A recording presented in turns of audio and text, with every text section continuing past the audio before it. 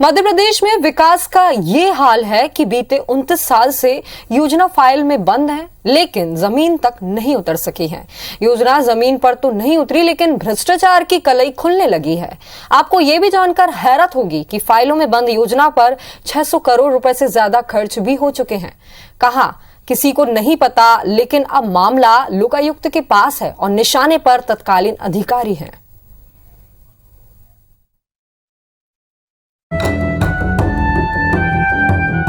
साल 1992 में प्रदेश सरकार ने ग्वालियर की बढ़ती आबादी को देखकर दिल्ली की नोएडा की तर्ज पर एक नया शहर बसाने की योजना बनाई थी, लेकिन 600 करोड़ रुपए की भारी रकम खर्च करने के बाद भी ग्वालियर का विशेष क्षेत्र विकास प्राधिकरण यानी कि साडा यहाँ न तो बिजली, पानी, सीवर जैसी जरूरी सुविधाएं जुटा पाया और न ही बनाई हुई सड़कों को ही मेंटेन कर पाया।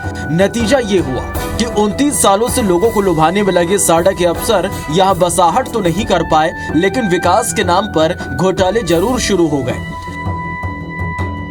में जो चेयरमैन बनाए गए, सरकार द्वारा नॉमिनेट किया गया राकेश जादौन और उस समय सीईओ थे तरुण भटनागर, इनके द्वारा एक साडा की लैंड यूज को चेंज किया गया, जिसमें करोड़ों रुपए का भ्रष्टाचार हुआ और व्यक्ति विशेष की कंपनी को रायरू डिस्टिलरी के जो मालिक हैं उनको और कंपनी को लाभ देने के उद्देश्य से वह जमीन इनको अलॉट की गई।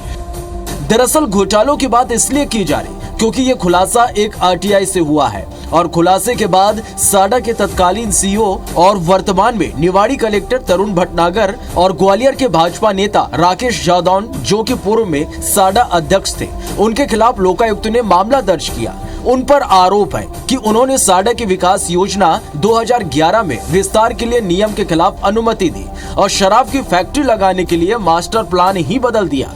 इसके अलावा उप यंत्री नवल सिंह राजपूत, अधीक्षण यंत्री RLS मौर्य और शराब कंपनी के खिलाफ मामला दर्ज किया गया है।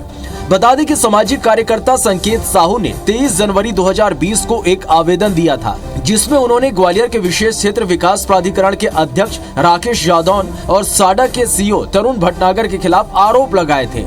आरोपों के मुताबिक इन्होंने अपने अधिकार क्षेत्र से बाहर निकलकर शराब फैक्ट्री मालिक रायू डिस्टिलरी को 26.59 हेक्टेयर आवासीय और सार्वजनिक के साथ अर्ध सार्वजनिक लैंड यूज की जमीन पर विस्तार के लिए अनुमति दी।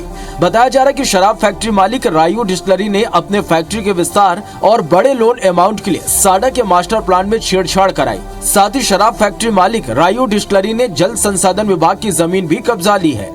साडा के अधिकारियों के द्वारा शराब कंपनी के जो मैनेजर हैं और डायरेक्टर हैं, उनके साथ मिली भगत करके शासन को 1,07,00,000 रुपए का हानि पहुंचाकर अनुमति प्राप्त की और ये सब भ्रष्टाचार किया। कैनाल गई है, दवाई नहीं बैठे, दोनों साइड से उन्होंने अपनी फैक्ट्री बना ली है और वो अपना फैक्ट्री के जो वेस्ट होता है वो हमारी कैनाल में छोड़ते हैं। लगभग 2 हेक्टेयर के आसपास है। अभी क्या स्थिति है उसकी, क्या कुछ कार्रवाई कर रहे हैं? तो कार्रवाई कर रहे हैं ना, माननीय मंत्री जी ने निर्देश दिए, उसके पालन करता है कार्रवाई।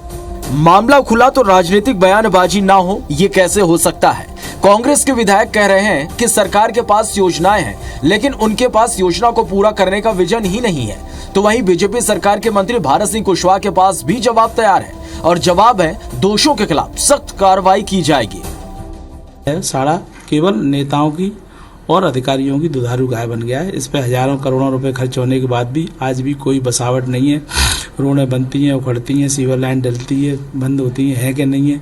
यहाँ तक छोटे मोटे मकान बनाए थे, वहाँ भी बता रहे हैं लोग उनकी गेट खिड़की तक निकाल के ले गए। तो उद्देश्य की पूर्ति जितनी होना चाहिए थी वो नहीं हो सकी, किन्हीं कारणवश, या मैं ये कहूँगा कई चीज़ें रहती हैं।